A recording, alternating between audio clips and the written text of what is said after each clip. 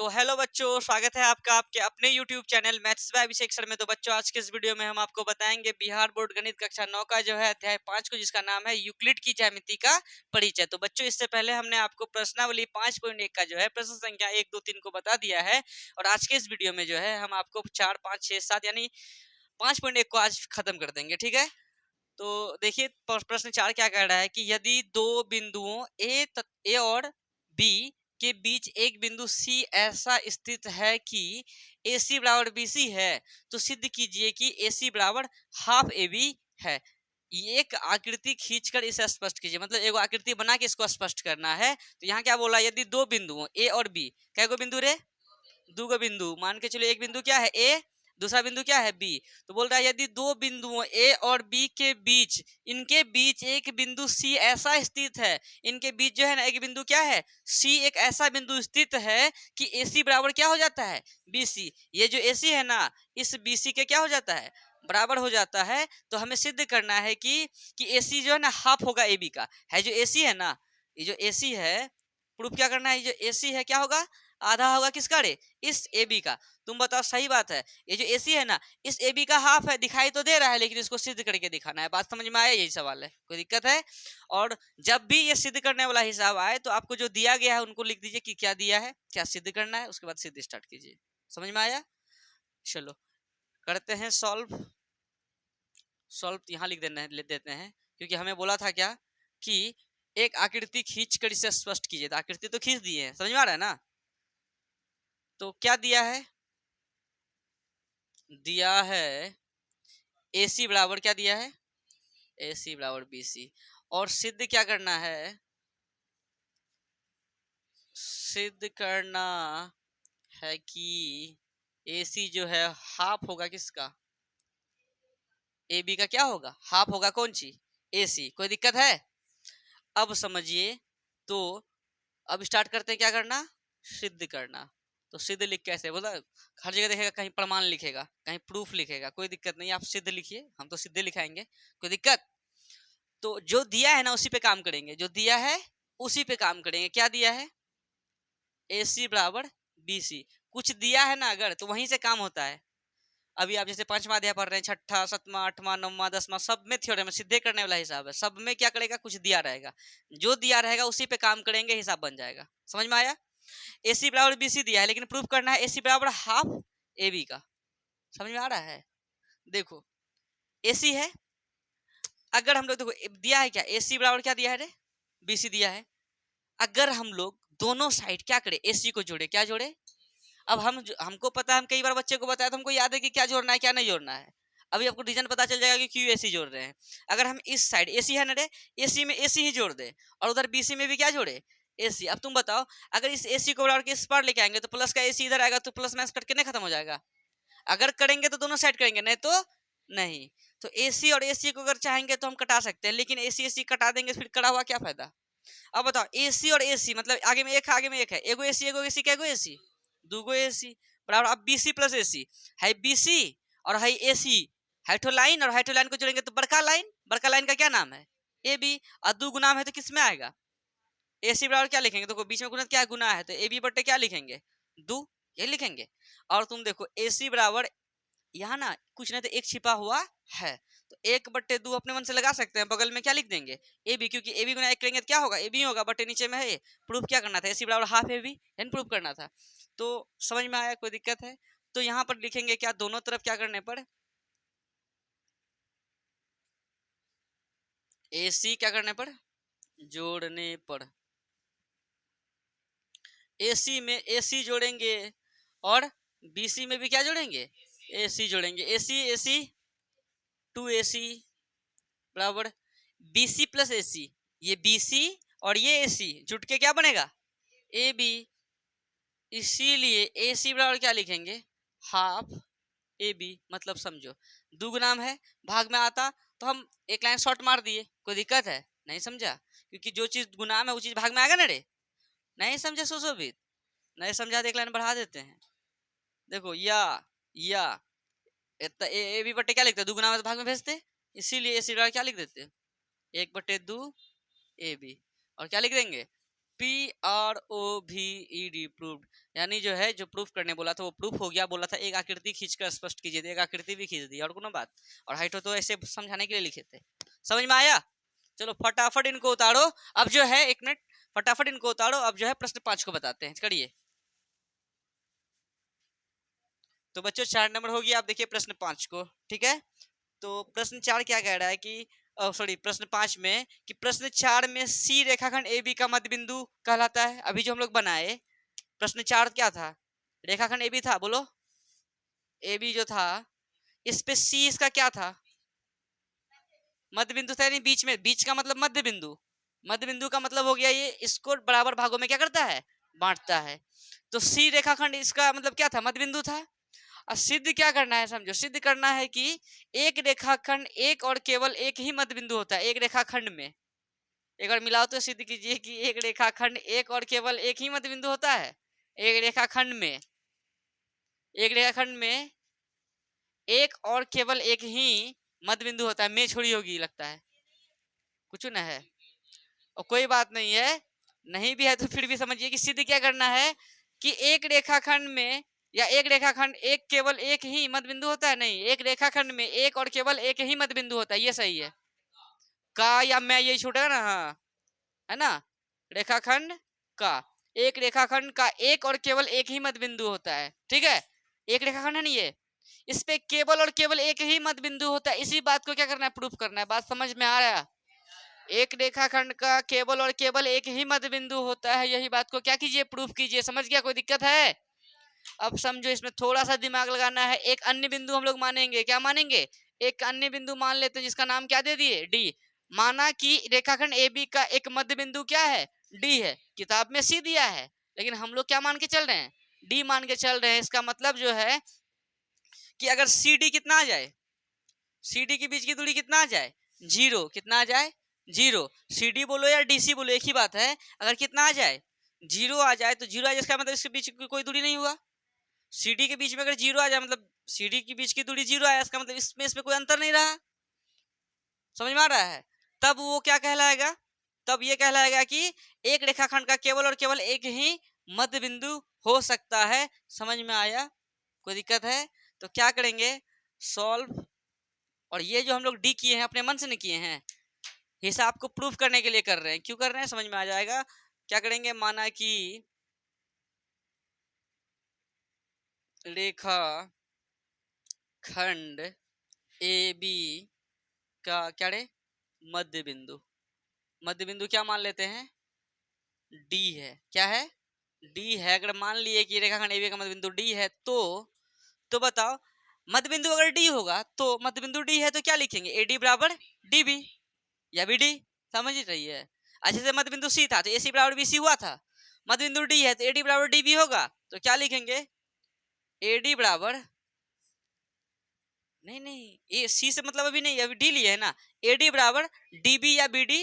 B D सुनने में अच्छा लगता है तो बी डी लिख देते हैं। कोई दिक्कत है? इनको समीकरण 1 मान लेते हैं। क्यों मानेंगे वो भी समझ में आएगा अभी थोड़ी देर में। अब क्या करते हैं?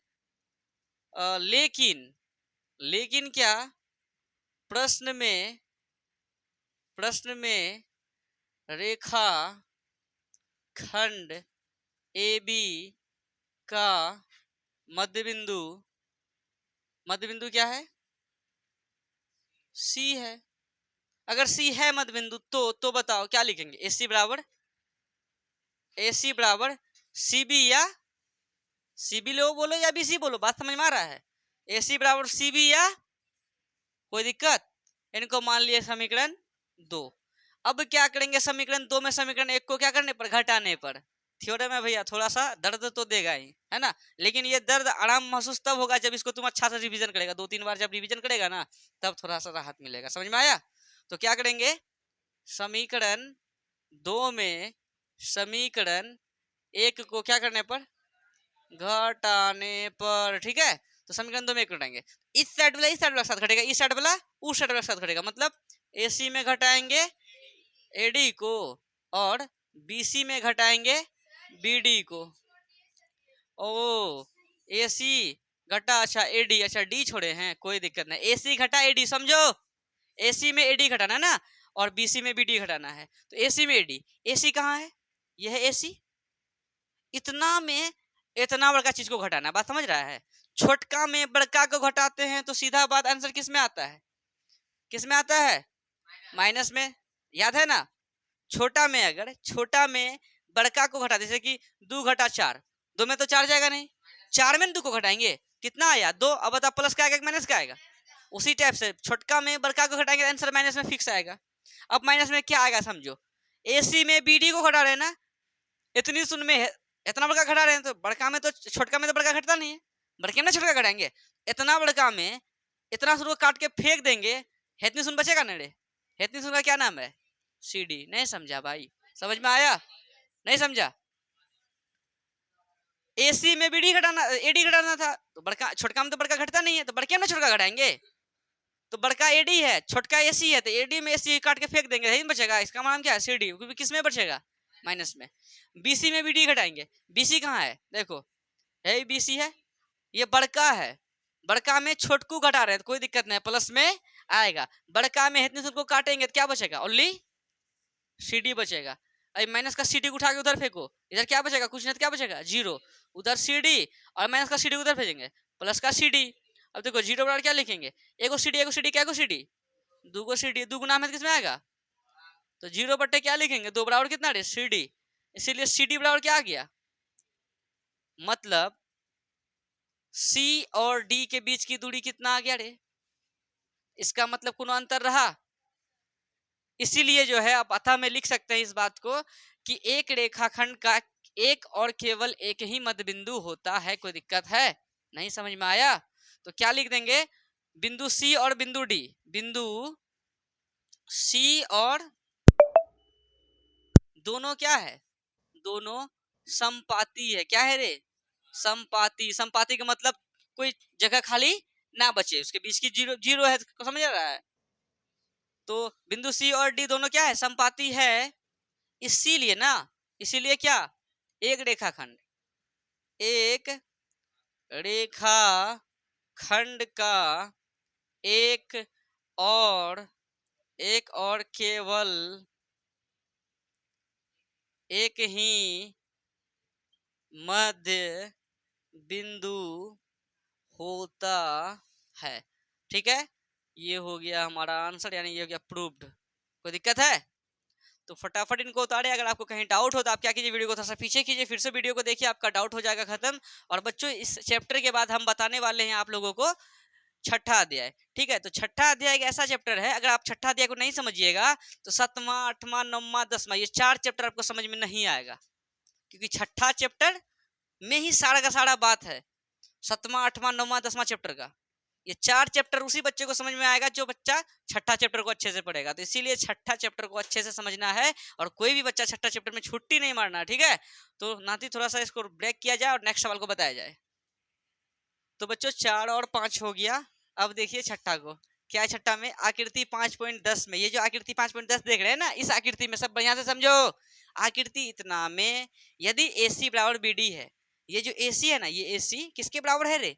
इस BD के बराबर दिया गया है। ठीक है, तो AC जो है BD के बराबर दिया है, तो सिद्ध कीजिए कि AB बराबर CD। ये जो AB है ना, इस CD के बराबर होगा। इस बात को प्रूफ करना है। ये पूरा इजी सवाल है, मतलब हित्ती सुनने बन जाएगा, समझा? तो देखो समझो इसको। सबसे पहले लिख देंगे सॉल्व, जो दिया है उनको लिखते हैं। क्या दिया है रे? दिया है, क्या दिया है? AC बराबर BD दिया है। ठीक है, सिद्ध करना क्या है? सिद्ध करना है कि AB बराबर CD, यही प्रूफ करना है। अब स्टार्ट करते हैं सिद्ध। और हम क्या बताए थे तुमको, जो दिया है ना उस पे काम करेंगे, हिसाब बन जाएगा। क्या दिया है? AC बराबर BD दिया है, तो AC बराबर BD लिख दो। ठीक है, जो दिया है उनको लिखो, उसी से काम होने वाला है। अब बताओ तुम AC को क्या लिख सकता है? इस AC को यहाँ से यहाँ तक वाले को क्या लिख सकते हैं? हाइट तो AB और जोड़ BC को जोड़ने तो बड़का लाइन बनेगा, यानी AC बनेगा। बोलो तो AC के आगे में क्या लिख दो? AB जोड़ कौन ची? BC बराबर BD है ना। अब देखो क्या है? BD यहाँ से यहाँ तक, BC जोड़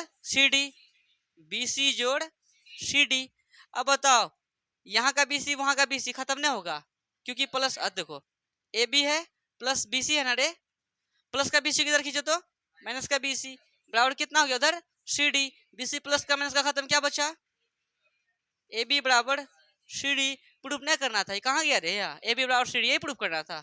हो गया प्रूफ, PROVED प्रूफ, कोई दिक्कत है, हो गया ये। अब प्रश्न 7 को देखो, प्रश्न 7 क्या कह रहा है, अभिगृहितों की सूची में दिया हुआ अभिगृहित 5 एक सर्वव्यापी सत्य क्यों माना जाता है। देखो इस पे एक बात ब्रैकेट में लिखा हुआ है कि ध्यान दीजिए कि यह प्रश्न 5वीं अभिधारणा से संबंधित नहीं है, आपको ये ध्यान देना है ये 5वीं अभिगृहित है, ये 5वीं अभिधारणा से संबंधित नहीं है। तो ये बोला है कि यूक्लिड की अभिगृहितों की सूची में दिया हुआ अभिगृहित 5 एक सर्वव्यापी सत्य क्यों माना जाता है। अभिगृहित 5 क्या कहता था, नहीं पता थे, तरबूज वाला हिसाब, तरबूज को थोड़ा सा काट के निकाले थे, पूर्ण अपने भाग से हमेशा क्या होता है बड़ा होता है। तो ये बात जो है ना पूरा विश्व में माना जाता है, समझ में आया है, ये सर्वव्यापी सत्य क्यों माना जाता है। ठीक है, तो लिखेंगे इसके लिए क्या, सॉल्व यूक्लिड की 5वीं अभिगृहित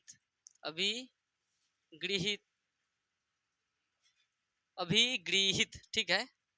हॉर्सी का होगा क्या, देखो यूक्लिड की 5वीं दीर्घिकार है किताब में, यूक्लिड की 5वीं अभिधारणा, ठीक ठीक दीर्घिकार, यूक्लिड की 5वीं अभिगृहित यह कहती है कि पूर्ण अपने भाग से हमेशा बड़ा होता है। जैसे कि हम तरबूज बताए थे, चलो अभी वर्ग टाइप का बनाते हैं कुछ ऐसा, चलो तरबूजे बनाते हैं, जैसे ये तरबूज है, ठीक है, कोई दिक्कत है, इसको चाकू भिड़ाए यहाँ से काट के निकाल दिए, इतना सा, इतने से उनको काट के क्या कर दिए निकाले, ठीक है। तो बताओ इतना सा काट के निकाले, बचा तो इतना भाग है ना रे, क्या पूर्ण ये है अपने भाग से, इसका छोटा सा एक भाग है ना ये रे, क्या ये इससे बड़का होगा कि नहीं होगा, समझ में आया। इसलिए ये ना ये सर्वव्यापी सत्य माना जाता है, ठीक है। यूक्लिड की 5वीं अभिगृहित यह कहती है कि पूर्ण अपने भाग से हमेशा बड़ा होता है, यह सर्वव्यापी सत्य माना गया है। यह क्या है, सर्वव्यापी सत्य माना गया है, ठीक है बच्चों। तो आपका जो है प्रश्नावली 5.1 जो है आज के इस वीडियो में हमने खत्म कर दिया है, और नेक्स्ट वीडियो में हम आपको जो है प्रश्नावली 5.2 बताएंगे, जो कि है वह लिखना है, अभिधारणा लिखना है, यूक्लिड की अभिधारणा कितना लिखना है, हमारे 5वीं अभिधारणा लिखना है ना। हाँ, प्रश्नावली 5.2 में 2 हिसाब है, दोनों यूक्लिड की 5वीं अभिधारणा से संबंधित है। तो यूक्लिड की 5वीं अभिधारणा आप लोग याद कर लीजिए और अपने स्तर से वहां लिख दीजिएगा, तो उसका आंसर कंप्लीट हो जाएगा, लेकिन हम फिर भी आपको बताएंगे, ठीक है बच्चों। अगर वीडियो अच्छा लगे तो आप अपने सभी दोस्तों के साथ शेयर जरूर करें, यानी शेयर का मतलब अपने दोस्तों को जरूर भेजें, ठीक है। और ठीक है बच्चों, अब मिलते हैं नेक्स्ट वीडियो में, धन्यवाद।